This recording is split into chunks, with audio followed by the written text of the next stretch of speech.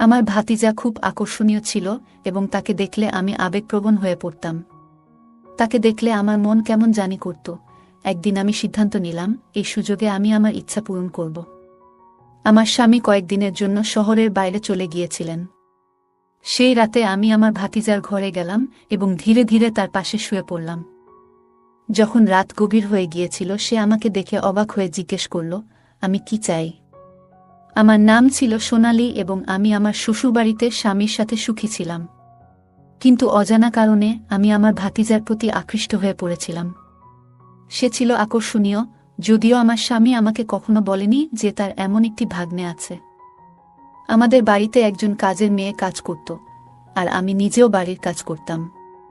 একদিন আমি লক্ষ্য করলাম আমার ভাতিজা আমাদের বাগানে গাছে পানি দিচ্ছে।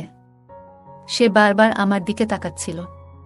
আমি তার প্রতিটি পদক্ষেপ লক্ষ্য করছিলাম এবং বুঝতে পারছিলাম যে সে আমার দিকেও আগ্রহী। আমার গল্পগুলো তোমরা শুনো, কিন্তু সাবস্ক্রাইব করো না। দয়া করে গল্পগুলো ভালো লাগলে ভিডিওটি লাইক, শেয়ার এবং চ্যানেলটি সাবস্ক্রাইব করো প্লিজ। আমি ভেবেছিলাম আমার বয়স 25 হলেও আমি এমনভাবে নিজেকে সাজিয়ে রাখতাম যেন আমার বয়স 17 বা 18 মনে হতো। তরুণ বয়সে আমার চেহারা ছিল আকর্ষণীয়, কিন্তু আমি জানতাম আমার ভাতিজা খুব লাজুক। সে কখনো প্রথমে কিছু বলার সাহস করবে না, কারণ আমার স্বামী তাকে সব সময় নিয়ন্ত্রণ করতেন। ছোটখাটো বিষয়েও তাকে সতর্ক করতেন, এটা করো না, ওটা করো না। এই কারণেই সে তাকে ভয় পেত এবং আমার দিকে আগাতে সাহস করত না। কিন্তু আমি জানতাম কেউ না কেউ প্রথম পদক্ষেপ নেবে। আমি বা আমার ভাতিজা, কেউ একজন। আমি ভাবছিলাম যে যদিও আমি আমার স্বামীর সাথে খুশি ছিলাম, তবুও সেই পূর্ণ সুখ আমি তার কাছ থেকে পাইনি, যা একজন নারী একজন পুরুষের কাছ থেকে যা চায়। এইসব ভাবতে ভাবতে 10 দিন কেটে গেল। এই 10 দিনের মধ্যে সে আমার হৃদয়ে একটি বিশেষ জায়গা করে নিয়েছিল। তার কথা বলার ধরন ছিল অত্যন্ত সুন্দর। সে খুব মধুর সুরে আমার সাথে কথা বলত। অন্যদিকে আমার স্বামী আমার সাথে সবসময় কঠিন ভাষায় কথা বলতেন, যা আমাকে কষ্ট দিত। তবে আমার ভাতিজা সুনীল আমার সাথে খুব ভদ্রভাবে কথা বলত, আমাকে সম্মান করত। সুনীলের প্রতি আমার মনোযোগ বৃদ্ধি পাচ্ছিল এবং আমি অনুভব করছিলাম যে তার প্রতি আমার আকর্ষণ বাড়ছে। আমি এ বিষয়ে কাউকে বলতে চেয়েছিলাম, কিন্তু জানতাম যে বললে সমস্যার সৃষ্টি হতে পারে। আমি যদি কাউকে বলতাম, তারা আমার সম্পর্কে অপবাদ ছড়াত এবং আমার স্বামীও আমাকে ছেড়ে দিতে পারত। তাই আমি এটি গোপন রেখেছিলাম, কিন্তু আমার হৃদয় তখন আমার ভাতিজার জন্য ব্যাকুল ছিল। একদিন আমি সিদ্ধান্ত নিলাম যে সেই রাত আমি তার সাথে কাটাবো। আমার স্বামী কাজে বাইরে যাচ্ছিলেন আর আমি খাবার তৈরি করে দ্রুত খেয়ে নিলাম। রাত গভীর হলে আমি ধীরে ধীরে তার রুমের দিকে এগোলাম। আমার হৃদস্পন্দন দ্রুত হচ্ছিল, কিন্তু আমি থামিনি। দরজা খুলে ভেতরে ঢুকলাম এবং তার পাশে শুয়ে পড়লাম। আমার হাত তার বুকে রেখে আমি চাদর সরালাম এবং তখনই আমার মাথা ঘুরে গেল। এটা আমার ভাতিজা ছিল না, আমি প্রথমে খুব খুশি ছিলাম, কারণ আমার স্বামী সবসময় আমার যত্ন নিতেন। কিন্তু সেই রাতে সবকিছু বদলে গেল। তার কিছু আচরণ ছিল খারাপ। তিনি মাঝে মাঝে আমার সাথে খুব রুডভাবে কথা বলতেন, যা আমার খারাপ লাগত। আমি পরিবারের একমাত্র মেয়ে ছিলাম যে স্নাতক পর্যন্ত পড়াশোনা করেছে, কারণ আমাদের গ্রামে মেয়েদের বেশি পড়তে দেয়া হতো না। তবে আমার বাবা মা আমাকে স্নাতক পর্যন্ত পড়াতে উৎসাহিত করেছিলেন। আমি আশা করেছিলাম যে যার সাথে আমি বিয়ে করব সে শিক্ষিত হবে, কিন্তু দুর্ভাগ্যবশত আমার স্বামী তেমন শিক্ষিত ছিলেন না। তবে তার ধনসম্পদ দেখে আমার বাবা মা আমাকে তার সাথে বিয়ে দিলেন। আমাদের শ্বশুরবাড়ি ছিল খুব বড় এবং আমার আরামের জন্য আমার স্বামী গ্রামে একটি বড় বাড়ি তৈরি করেছিলেন, যেখানে আমরা থাকতাম। আমি নিজেই সব কাজ করতাম, কিন্তু সময়ের সাথে সাথে আমি ক্লান্ত হয়ে পড়লাম এবং আমার স্বামীর কাছে অনেকবার অভিযোগ করতাম। আমি বলতাম, এত বড় বাড়ির সব কাজ আমি একা করতে পারবো না, আপনি একজন সহকারী নিয়োগ করতে পারেন যে আমার কাজে সাহায্য করবে। কিন্তু তিনি সবসময় বলতেন, এর দরকার নেই, তুমি এত সুন্দর যে আমি চাই না তুমি অন্যের সাহায্য নাও। এজন্যই তোমাকে আমার পরিবারের কাছ থেকে দূরে এনেছি। তার এই কথাগুলো মাঝে মাঝে আমার মন খারাপ করত, কিন্তু আমি জানতাম এটাও ছিল ভালোবাসার একটি ধরন। হ্যাঁ, আমার স্বামী আমাকে গভীরভাবে ভালোবাসতেন এবং আমাকে সবসময় কাছে রাখতে চাইতেন। কিন্তু তার কথা বলার ধরন এবং আচরণের কারণে আমি তাকে তেমন ভালোবাসতে পারতাম না। আমি অনেকবার বলেছি যে তিনি তার কথা বলার ধরন পরিবর্তন করা উচিত, কিন্তু তিনি কোনো গুরুত্ব দিতেন না। ছোটবেলা থেকেই তিনি এমন পরিবেশে বড় হয়েছেন যেখানে অর্থ উপার্জনের প্রতি বেশি মনোযোগ দেওয়া হতো। সময় চলে গেল এবং আমি ঘরের কাজ করতে করতে ক্লান্ত হয়ে পড়লাম। আমার স্বাস্থ্যও ভালো ছিল না। অবশেষে তারা আমার জন্য একটি কাজের মেয়েকে নিয়োগ করল। দিনমজুর মহিলার সাথে আমার খুব ভালো সম্পর্ক ছিল, আমরা সারাদিন হাসিঠাট্টা করতাম। তিনি আমার স্বামী আসার আগে তার বাড়িতে চলে যেতেন। তবে একদিন আমার স্বামী একটি অদ্ভুত কাজ করলেন যা দেখে আমি হতবাক হয়ে গেলাম। আমাদের বাড়িতে একটি 18 বছরের ছেলেকে নিয়োগ করা হলো, যে বাগানে পানি দিত, ঘর ঝাড়ু দিত এবং বাইরে থেকে জিনিস আনত। আমি অবাক হয়ে গেলাম, কারণ আমার স্বামী সাধারণত কাউকে বাড়িতে রাখতেন না। আমি জানতে চাইলাম কেন এই ছেলে এখানে আছে। কিন্তু আমার স্বামী বললেন, তুমি ক্লান্ত হয়ে পড়ছ, তাই আমি চাই এই ছেলে তোমাকে সাহায্য করুক। আমি অবাক হলাম যখন শুনলাম সেই ছেলেটি আমার স্বামীকে মামাজি বলে ডাকছে। তখন আমি বুঝতে পারলাম তিনি আমার স্বামীর ভাইপো। আমার স্বামী তাকে বাড়ির কাজে নিয়োগ দিয়েছেন। এই পরিস্থিতি দেখে আমি ভাবলাম, আমার স্বামী হয়তো আমার প্রতি সন্দেহ করছেন এবং আমার চরিত্র পরীক্ষা করতে চান। এটি ছিল তার এক বন্ধুর পরিকল্পনা, যিনি তার মতোই অশিক্ষিত ছিলেন। এই চিন্তা আমাকে দুশ্চিন্তায় ফেলে দিল, কিন্তু আমি জানতাম আমাকে বুঝদার হতে হবে। ভয়ে আমার মনটা এক মুহূর্তের জন্য থেমে গিয়েছিল। ভাবলাম এই সন্দেহ আমাদের সংসার ধ্বংস করবে। তবে আমার স্বামীর আচরণ আমাকে বলেছিল যে এটি সেরকম নয়, তিনি কেবল সাহায্য করতে চেয়েছিলেন। 4 দিন ধরে সেই ছেলেটি আমাদের বাড়িতে কাজ করছিল, কিন্তু আমি এখনও তার সাথে দেখা করিনি। 4 দিন পর যখন তাকে দেখলাম, আমি অবাক হয়ে গেলাম। সে খুব সুদর্শন ছিল। এমন সুদর্শন ছেলে আমি আগে দেখিনি। আমি যেন এক মুহূর্তের জন্য মুগ্ধ হয়ে গেলাম, কিন্তু আমার স্বামী আমার কাঁধে হাত রেখে আমাকে বাস্তবে ফিরিয়ে আনলেন। তিনি জিজ্ঞেস করলেন, সব ঠিক আছে তো? তারপর তিনি বললেন, এখন তোমার পরিচয় করিয়ে দিই। এই ছেলেটি আমার বন্ধুর ছেলে, সে খুব গরিব। আমার বন্ধু অনুরোধ করেছিল যাতে আমি তাকে এখানে এনে কাজ দিই। আমি তার দিকে তাকিয়ে থাকলাম, তার চেহারা খুব সুন্দর ছিল। আমার স্বামী সবকিছু বুঝতে পেরেছিলেন, তাই তিনি আমাকে সেখান থেকে নিয়ে ভিতরে চলে গেলেন। হাঁটতে হাঁটতে আমি একবার বা দুবার ফিরে তাকালাম। এরপর আমি সেই ছেলেটির সাথে কথা বলতে শুরু করলাম। সে খুব ভালো কাজ করত এবং তার কথা বলার ধরনও সুন্দর ছিল।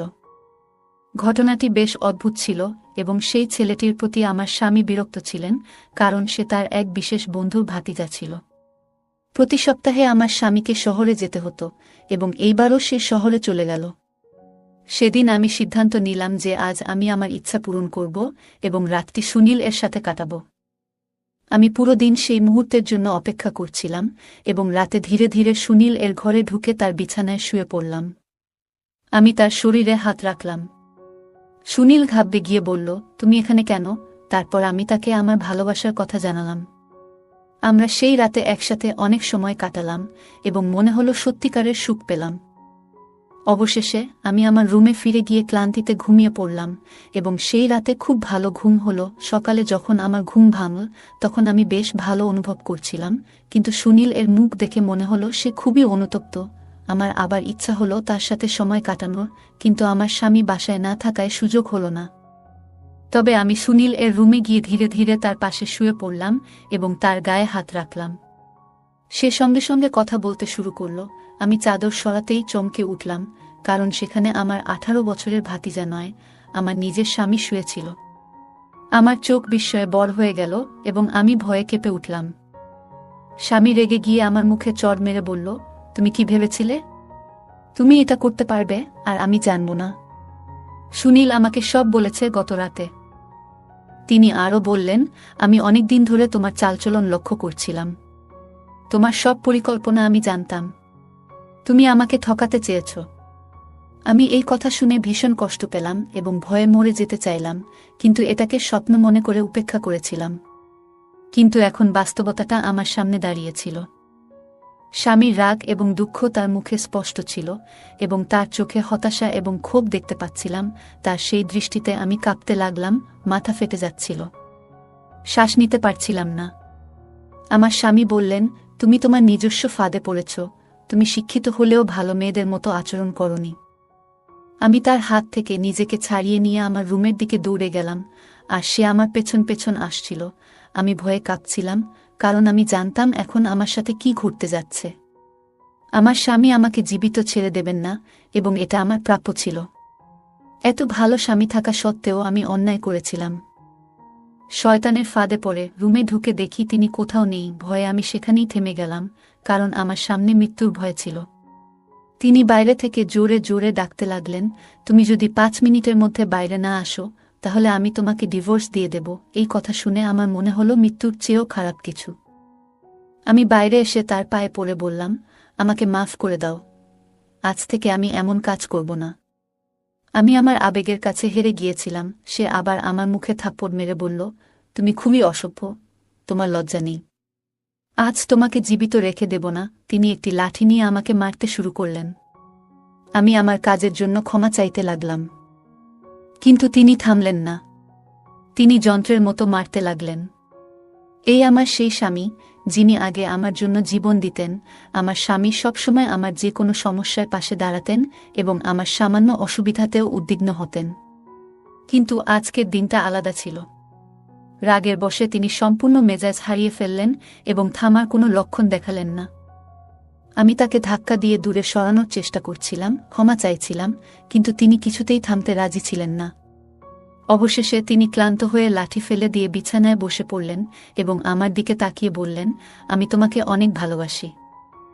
তিনি আরও বললেন, তোমাকে এত সম্মান দিয়েছি, ভালোবাসা দিয়েছি, কিন্তু তুমি সব নষ্ট করে দিয়েছ। আমার সম্মান তোমার কাছে মূল্যহীন ছিল। তোমাকে মাথার মুকুট বানিয়েছি, কিন্তু তুমি তার যোগ্য ছিলে না। আমি তার দিকে তাকিয়ে বললাম, তুমি যদি আমার সাথে সঠিকভাবে ব্যবহার করতে এবং সঠিকভাবে কথা বলতে, তাহলে আমি কখনো এমনটা করতাম না। আমি শুধু তোমার দিকেই মনোযোগী হতাম। আমি তোমাকে অনেকবার বলেছি তোমার কথা বলার ভঙ্গি বদলাতে, কিন্তু তুমি কখনো শোনোনি। তিনি বললেন, তুমি আমার কথায় পাত্তা দাওনি, তাই আমিও পাগল হয়ে গেছি। কেন ঘরের ভিতর এমন করেছ? আমি তার সামনে দাঁড়িয়ে কাঁদতে লাগলাম। তিনি বিষণ্ণ চোখে তাকিয়ে বললেন, আমি তোমাকে এত সম্মান দিয়েছি, এত ভালোবাসা দিয়েছি, আর তুমি আমাকে এই শিক্ষা দিয়েছ যে আমার অনুপস্থিতিতে তুমি অন্য কারো সাথে ঘুমাতে পারো। আমি তার দিকে তাকিয়ে বললাম, এর জন্য তুমিও দায়ী। তুমি যদি আমাকে সঠিকভাবে ভালোবাসতে, আমি কখনো এমনটা করতাম না। আমি তোমাকে একটা সুযোগ দিয়েছিলাম। প্রথম 2-3 দিন সব ঠিকঠাক ছিল, কিন্তু তারপর তুমি অনেক দিন আমার থেকে দূরে থাকলে, আমাকে ঠিকমতো সময় দিলে না। তখন আমি কি করব? আমি অন্য কারো প্রতি আকৃষ্ট হয়ে পড়লাম। আমার কি দোষ ছিল বলো? তুমি যদি ওকে রাখলে এত সব নাটক হতো না। আমি আমার ভুল মানতে রাজি নই। সে তখন একই কথা বলতে লাগল যে সে আমাকে পরীক্ষা করছে। দেখো, আজ আমার সন্দেহ বিশ্বাসে পরিবর্তিত হয়েছে এবং আমি খুব দুঃখিত যে তোমার মতো একটি মেয়ে আমার স্ত্রী। তখন তার কণ্ঠে শুধু দুঃখ ছিল। আমি সেই কথাটি শুনেছিলাম। আমার আফসোস ছিল যে আমার স্বামী আমাকে এত ভালোবাসলেও আমি তাকে ঠকাতে চেয়েছিলাম। কিন্তু আমি আমার ইচ্ছার কাছে হার মানতে বাধ্য হয়েছিলাম। এখন আমি কি বলবো? আমার স্বামী হঠাৎ রেগে গিয়ে মুখ লাল করে উঠে দাঁড়ালেন এবং আমার হাত ধরে কাছে নিয়ে এসে বললেন, আমি আর তোমার সাথে থাকতে পারবো না। কারণ যখনই তোমার মুখ দেখি, তোমার এই খারাপ কাজটা আমার মনে পড়ে।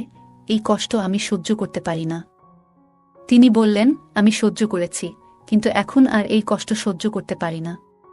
একজন পুরুষের সব কিছু সহ্য করতে পারি না, তাই আজ আমি তোমাকে তালাক দিয়েছি। এই কথা শুনে আমি যেন পাথরের মূর্তির মতো দাঁড়িয়ে রইলাম।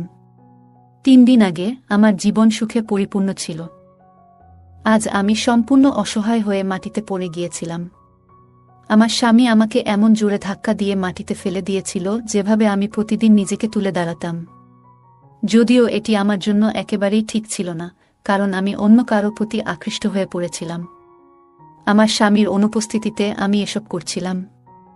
কিন্তু এখন আমার কান্নার কারণ হয়ে দাঁড়িয়েছে আমার চরিত্রের দাগ। আমি উঠে আমার জিনিসপত্র গুছিয়ে মায়ের বাড়িতে চলে এলাম, কিন্তু সেখানেও শান্তি পাইনি।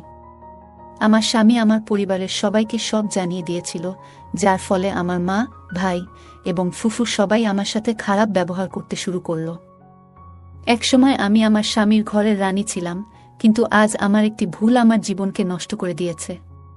যারা আমাকে একসময় সম্মানের চোখে দেখত, তারা এখন ঘৃণার চোখে দেখে। আমি এতটাই লজ্জিত যে নিজের নামও মনে করতে পারছি না। মনে হচ্ছিল এখন আমার বেঁচে থাকার কোনো অধিকার নেই। বারবার সেই ছেলেটির কথা ভাবতে লাগলাম, যে আমাদের বাড়িতে না এলে হয়তো এই ভুলটা কখনোই ঘটত না। এখন আমি আমার বাবা মায়ের বাড়িতে কাজের মেয়ের মতো জীবন কাটাচ্ছি, কিন্তু আজও আমার ইচ্ছা আমাকে এভাবে বাঁচতে বাধ্য করেছে। মেয়েদের বিয়ের পর শ্বশুরবাড়ির লোকদের সম্মান করা তাদের কর্তব্য হয়ে দাঁড়ায়, কিন্তু একই মেয়ে যখন তার স্বামীর সম্মান নষ্ট করে, তখন সে সেই ঘরের জন্য অভিশাপ হয়ে দাঁড়ায়।